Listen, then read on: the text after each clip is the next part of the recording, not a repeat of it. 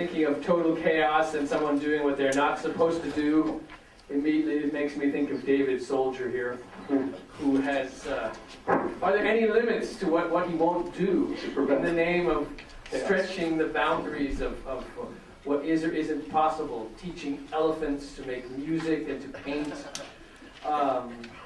trying to compose the absolutely worst song in the world. Which was successful. And It's my biggest seller.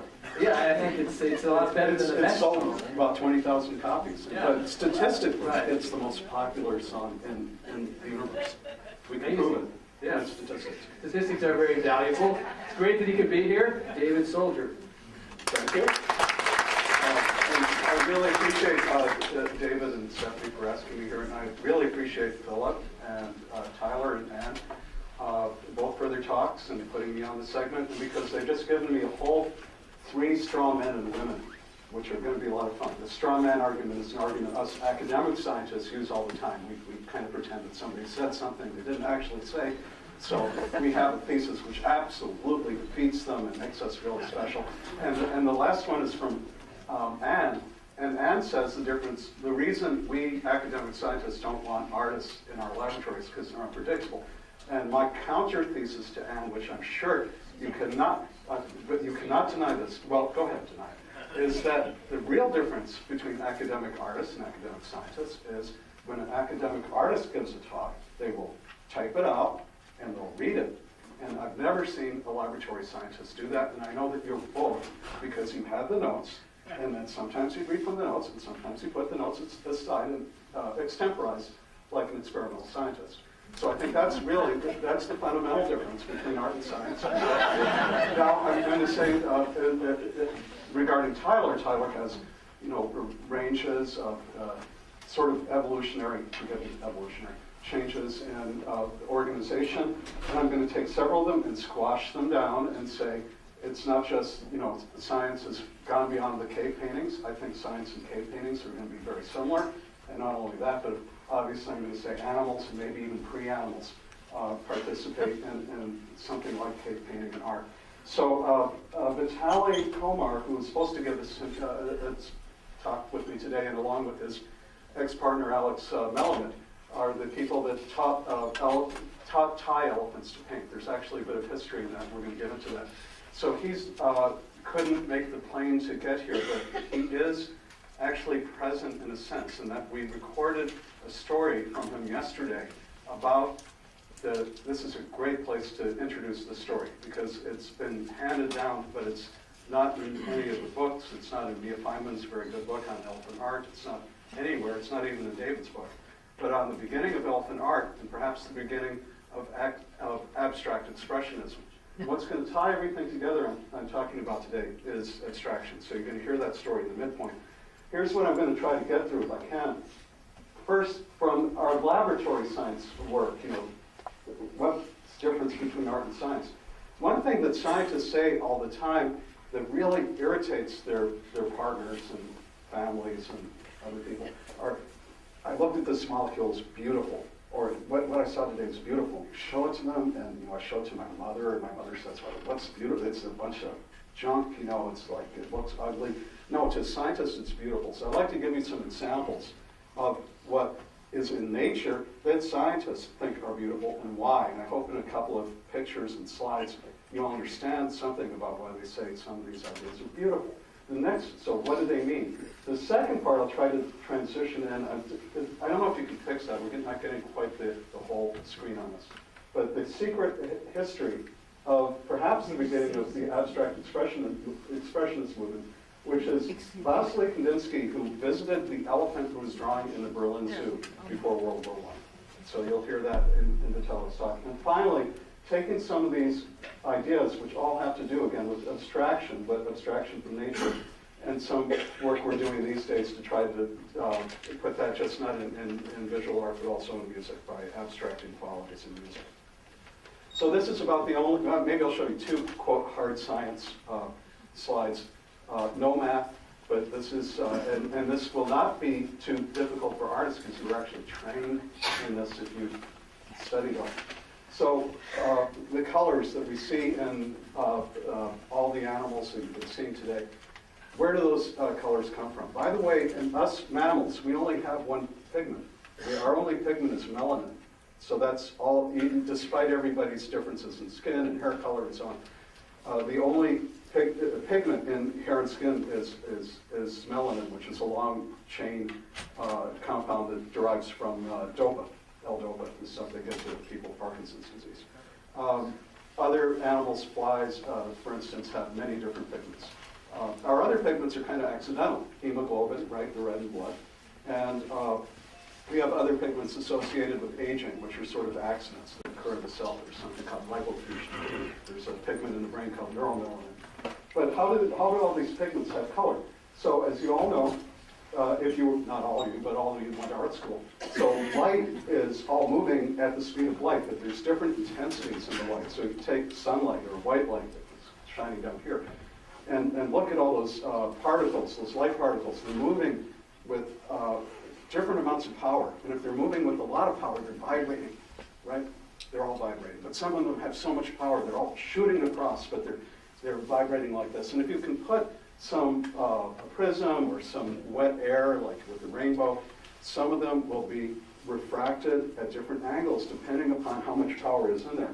So you get this kind of separation. This is the visible spectrum, but underneath there's a whole bunch of area which is ultraviolet light, very high energy, and infrared, which is lower energy. Ultraviolet light will kill you. Infrared light you can be exposed to, even goes through glass, and you can be exposed to it a lot.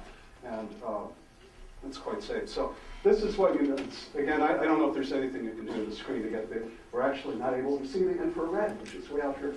And the ultraviolet would be over here. And if you keep going this way, you eventually hit microwaves.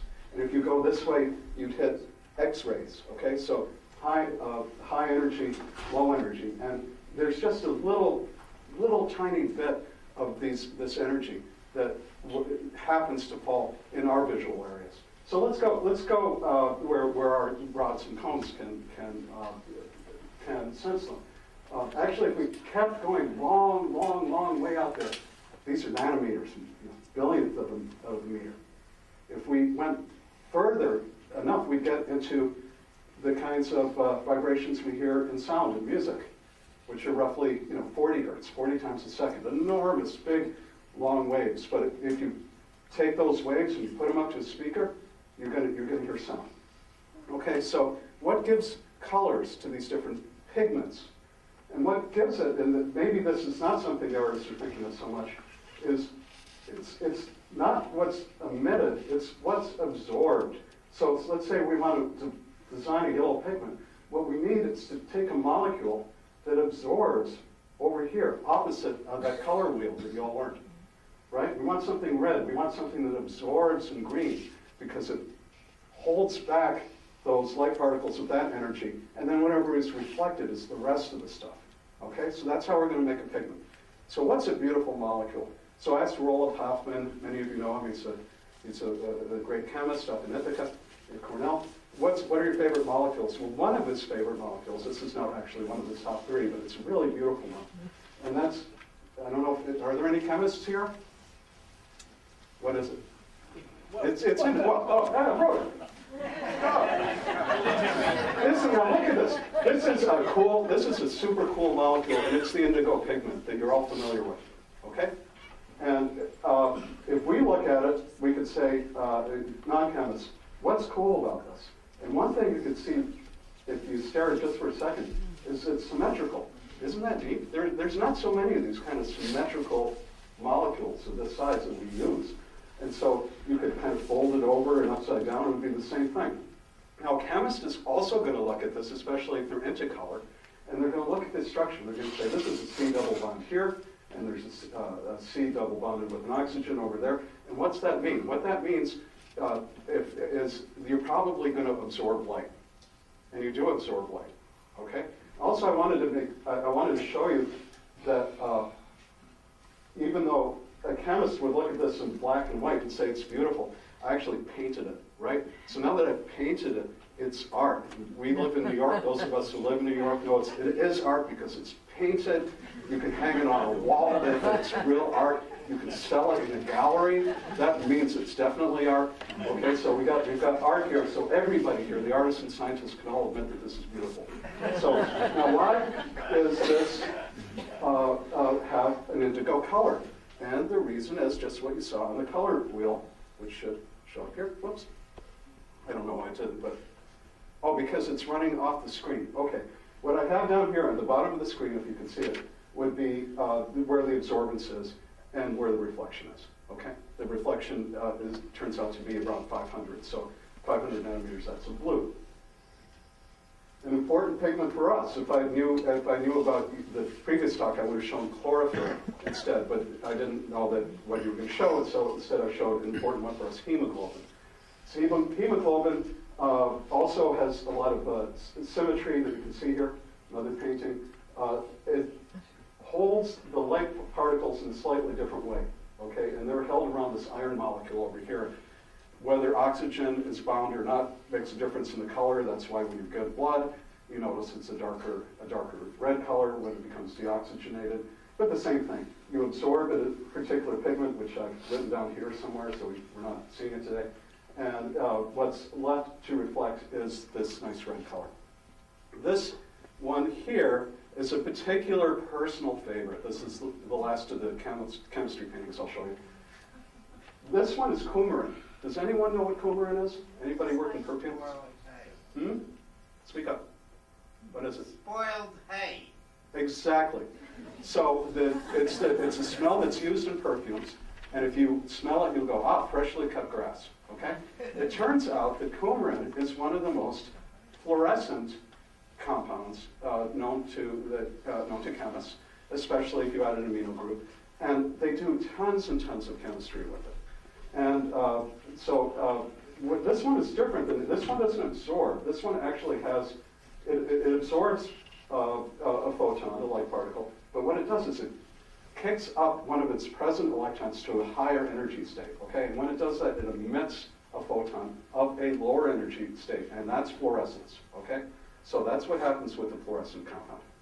Now, how can we use this compound and say something that's beautiful to neuroscientists? And I don't know if this is beautiful to artists or not, but let me show it to you. So we've been working with my neuroscience laboratory. It's been working with the chemistry laboratory. The name is Dolly Borshamus. And we asked them to take coumarin, which looks very much like the neurotransmitters, dopamine, serotonin, and epinephrine. These all, neurotransmitters we need to live. And let's make coumarin that looks like dopamine, which is just a small change from the molecule I just showed you. This is the brain of the Drosophila, a fly brain. And when we use this compound, we get it taken up into all these nerve terminals.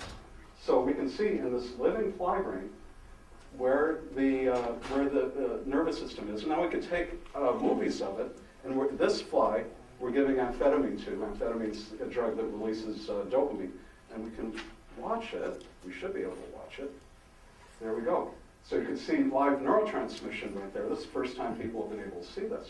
And it's just by making coumarin into a neurotransmitter. So if you show this to neuroscientists, at least my lab and my friends will say, oh, that's beautiful.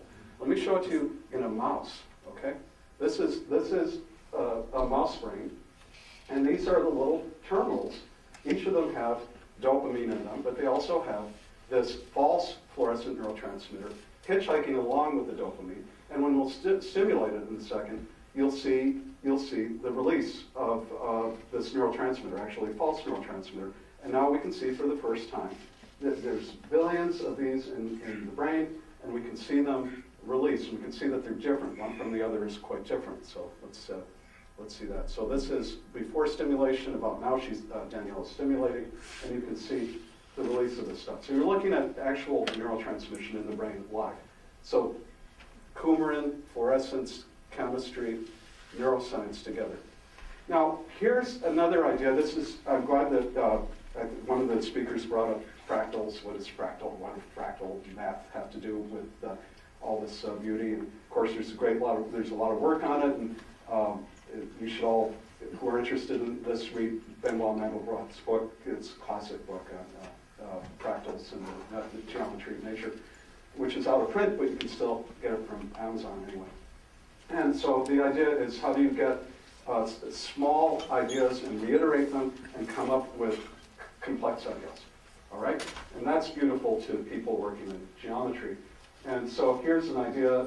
This is one of the simplest kinds of fractals. You take a star, or rather you take a triangle, then you repeat the triangle on each of the triangle sides. First one is the Star of David, and you repeat the triangles again. And finally, you get this thing called Coke snowflake, because it was developed by Dunn and Coke. And so you can take very simple ideas and repeat them, and they turn out to have multi-dimensionality, which is kind of cool. We're going to bring that into music. This would be, if the screen was fitting properly, you'd see that this is perhaps the most famous fractal. It's called a Mandelbrot set. And this is the simple formula which develops the Mandelbrot set. And what people like about it is it keeps getting surprised as you go down and down in magnification. Look at smaller structures in the Mandelbrot set, you get all these beautiful unexpected kinds of structures which are in it. And so mathematicians like to abstract this into something very simple. You can regenerate the whole thing simply with this. So of course I painted this as well, and so now this is real art too as well. So should make artists just as happy, art departments as happy as science departments. Here's an example of how this interacts with fake nature. This is what movies like Avatar and many others do when they have to develop something that looks otherworldly, but doesn't look so otherworldly that it couldn't exist. And this one happens to be made with triangles. You take a triangle, you divide it again into other triangles, and you relatively randomly do that. You end up getting things that look like structures in nature. Here's one. This looks like a real landscape, but in fact it's made completely out of that triangle motif I just showed you. Okay, so that's a use of this. So it obviously entered widely into use. Second part of the talk here, let's bring in the animals and the secret history of abstract expressionism. So will animals also create art? Will these animals in nature, will scientists create art? I don't know. But will animals create art? I can say yes, they can. And it's hard to say, for a mockingbird, and is Ofer still here? Oh, good. Hi, Ofer. I'm going to show something really cool based on your work. Next slide. So the idea of animals, will they make music? It's hard for me to understand how somebody could say our local northern mockingbird isn't doing something like music. At some point, after they learn, hundreds of calls of other birds, and they learn to imitate cell phones and the click of a camera button and so on, what does that really have to do with, with evolutionary selection? I think it's harder than the zebra even. You really have to come up with something to do that. So with Ofer Tchernichovski's work, previously he found that zebra finches, another kind of songbird, would trigger their father's song to learn it, reproducibly listen to it. And with Linda Wilbrick, we looked at this years ago for fun, took one of these zebra finches here in the cage, the same kind of system that we're using here, and first said, well, will they trigger other species? And they will. Just listen to a little bit of this. You'll hear the quack, quack, squawk is the zebra finch. And you'll hear him hitting a little lever, which is very ergonomic for birds. They use the beak. And they're playing back sounds of several different birds, and they can learn which bird is from which lever. And they can do this thousands of times a day, especially when they're bored. So I hope you can hear this.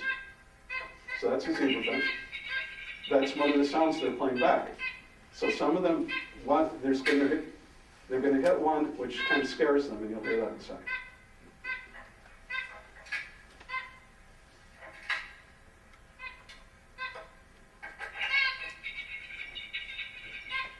That's a bird recording.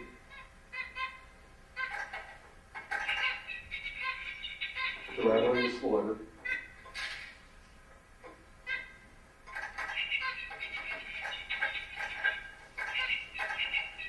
So that bird they particularly like. They keep hitting it over and over.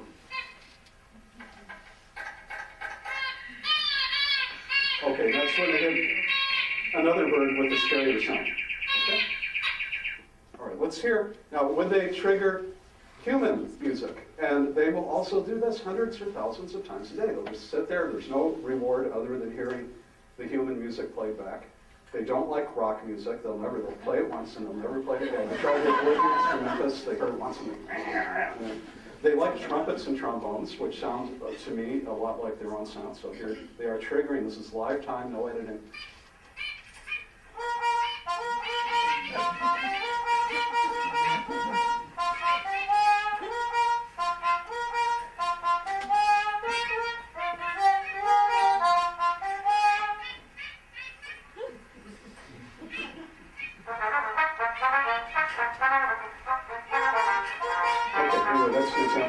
And I wanted to put on gamelan because it's really kind of cool. So this is birds triggering gamelan samples.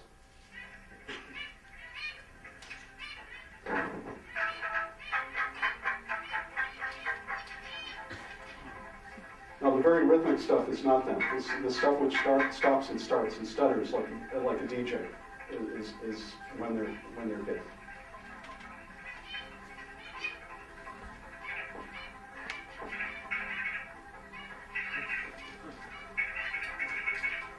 For instance.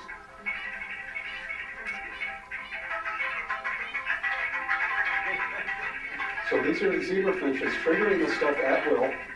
No training involved, no reward involved, other than hearing the sound playback. So I don't know what you want to call this. You could call it art if you like. So this brings us into elephants. One of the problems with animals playing music is what do they want to hear?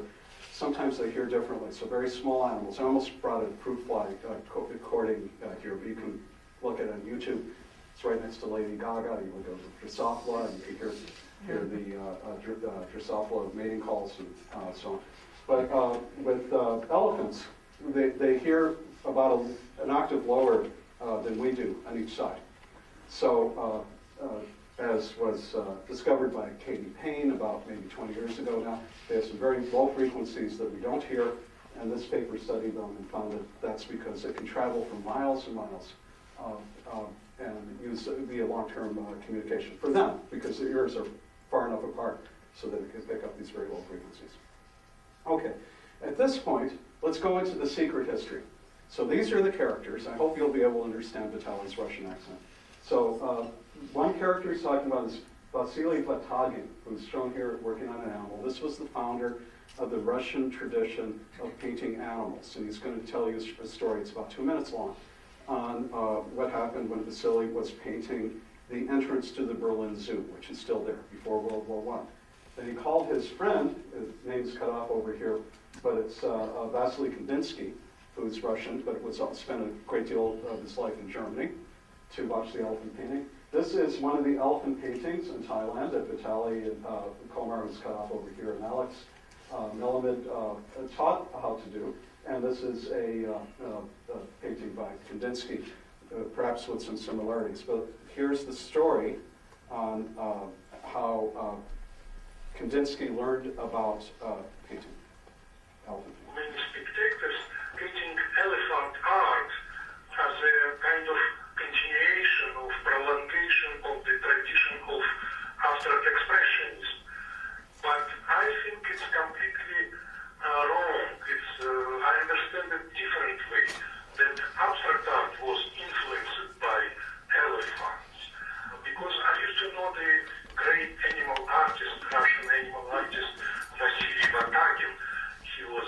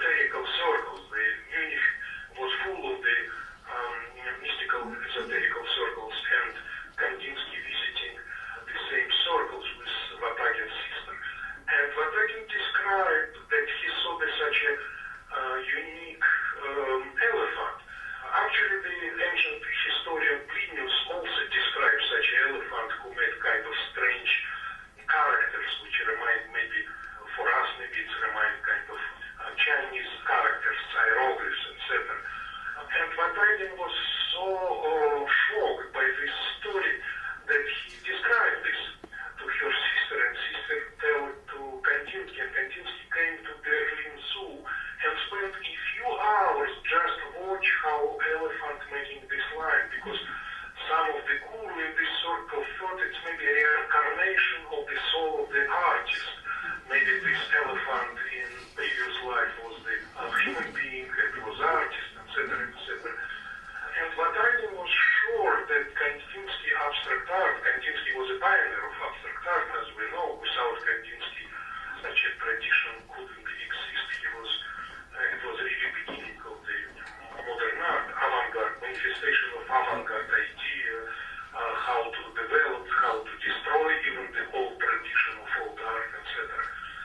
And maybe the elephant in charge of such a great movement of 20th century modern art as abstract art. Okay. So the idea, how are we doing for time? It's about time to finish?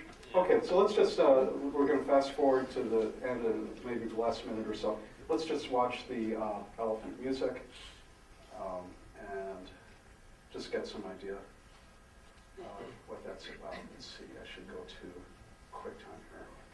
So this is specially designed instruments that we made in Thailand, and we have a bit of watching the elephants play.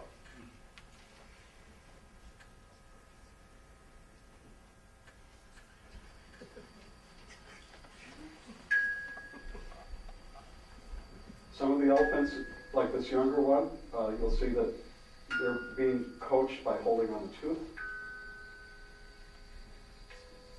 Other ones don't need the coaching. This is a woman who works at the Thai Elephant Conservation Center where this is occurring with a rein stick, because one of the few instruments we couldn't teach the elephants to work is a rein stick.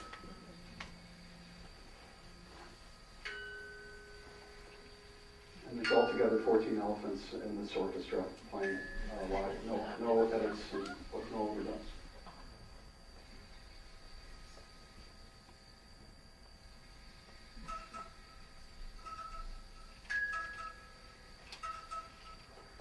A couple of other elephants have joined in on a Thai instrument called the angulum. We try to make the music as to sound Thai.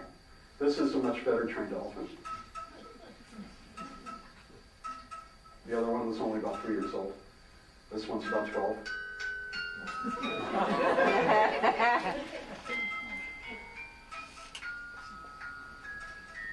This particular elephant will play spontaneously. Here's a wider angle so you can get through.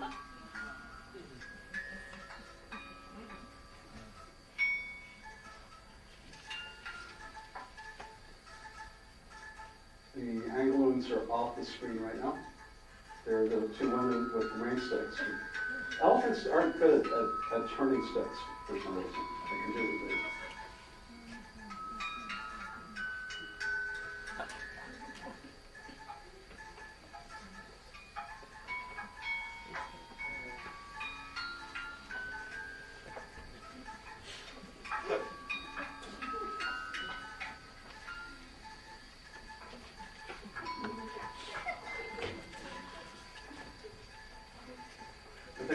Maycott here, who is a 26-year-old female who doesn't need encouragement usually to play. And she likes to play very loud instruments. I think that will happen shortly.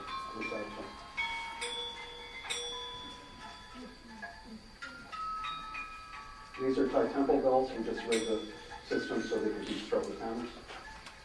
And so the trick is to make it ergonomic for elephants. It's not to encourage them to play, it's to make it easy for them to play. Just like with birds.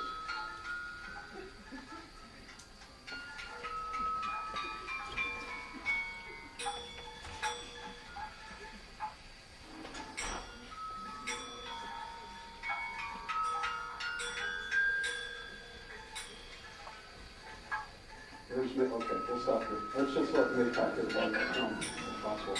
There we go. Come on.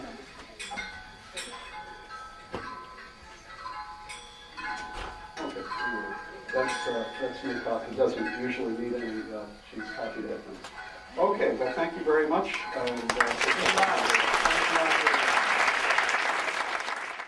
Tyler and Ann, both for their talks and putting me on the segment, because they've just given me a whole 3 straw men and women, which are going to be a lot of fun. The straw man argument is an argument us academic scientists use all the time. We kind of pretend that somebody said something they didn't actually say. So we have a thesis which absolutely defeats them and makes us really special. And the last one is from Anne. And Anne says the reason we academic scientists don't want artists in our laboratories is because they're unpredictable. And my counter thesis to Anne, which I'm sure you cannot deny this, well, go ahead, deny it, is that the real difference between academic artists and academic scientists is when an academic artist gives a talk, they will type it out and they'll read it. And I've never seen a laboratory scientist do that, and I know that you're both because you have the notes, and then sometimes you read from the notes, and sometimes you... Thinking of total chaos and someone doing what they're not supposed to do, immediately it makes me think of David Soldier here, who has, are there any limits to what he won't do in the name of stretching the boundaries of what is or isn't possible, teaching elephants to make music and to paint, trying to compose the absolutely worst song in the world. Which was successful. Exactly. It's my biggest seller. Yeah, I think it's a lot better than the best. It's sold about 20,000 copies. Yeah. But statistically, Right. it's the most popular song in the universe. We can Amazing. prove it. Yeah. Statistics. Statistics are very valuable. It's great that he could be here. David Soldier. Thank you. And I really appreciate David and Stephanie for asking me here, and I really appreciate Philip and Tom. Couldn't make the plane to get here, but he is actually present in a sense, in that we recorded a story from him yesterday about this is a great place to introduce the story, because it's been handed down, but it's not in any of the books. It's not in Mia Feynman's very good book on elephant art. It's not anywhere. It's not even in David's book. But on the beginning of elephant art, and perhaps the beginning of abstract expressionism, what's going to tie everything together I'm talking about today is abstraction. So you're going to hear that story in the midpoint. Here's what I'm going to try to get through if I can. First, from our laboratory science work, what's the difference between art and science? One thing that scientists say all the time that really irritates their partners and families and other people are, I looked at this molecule, it's beautiful. Or what I saw today is beautiful. Show it to them, and I show it to my mother, and my mother says, well, what's beautiful? It's a bunch of junk, it's like, it looks ugly. No, to scientists, it's beautiful. So I'd like to give you some examples of what is in nature that scientists think are beautiful and why. And I hope in a couple of pictures and slides, you'll understand something about why they say some of these ideas are beautiful. So what do they mean? The second part, I'll try to transition in. I don't know if you can fix that. We're not getting quite the whole screen on this.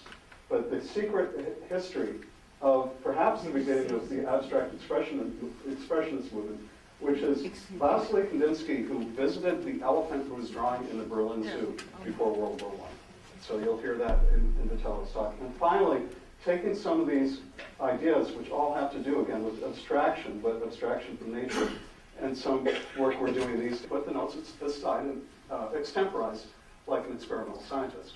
So I think that's the fundamental difference between art and science. Now, I'm going to say, regarding Tyler has, ranges of sort of evolutionary changes in organization, and I'm going to take several of them and squash them down and say it's not just, science has gone beyond the cave paintings. I think science and cave paintings are going to be very similar, and not only that, but obviously I'm going to say animals and maybe even pre-animals participate in something like cave painting and art.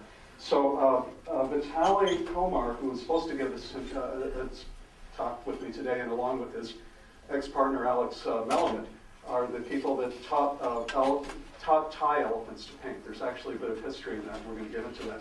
So he's